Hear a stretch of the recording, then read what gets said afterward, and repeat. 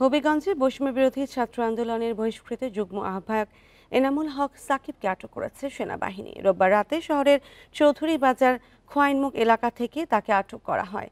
Bundle থাকলে প্রতি সেনমানিতে টাকা বাঁচবে। বিকাশ সেনমানি বান্ডেল কিনে জিতুন প্রতি লেনদেনে। পুলিশ জানায়, গোপন তথ্যের ভিত্তিতে সেনাবাহিনী অভিযান চালিয়ে সাকিবকে আটক করে হবিগঞ্জ সদর থানায় সোপর্দ করে। তাকে আদালতে তোলার কথা রয়েছে। গত 9 মে সন্ধ্যায় হবিগঞ্জে আওয়ামী লীগ নিষিদ্ধের দাবিতে সড়ক অবরোধ ও বিক্ষোভ মিছিল শেষে বৈষম্য বিরোধী ছাত্র আন্দোলনের সদস্য সচিব মাহাদি হাসান সহ 4 জনকে পিটিয়ে আহত করার অভিযোগ ওঠে সাকিবের বিরুদ্ধে। এই ঘটনায় সাকিবকে প্রধান আসামি করে মামলা দায়ের করা হয়। শৃঙ্খলা ভঙ্গের অভিযোগে 6 মে সংগঠন থেকে বহিষ্কার করা হয় তাকে।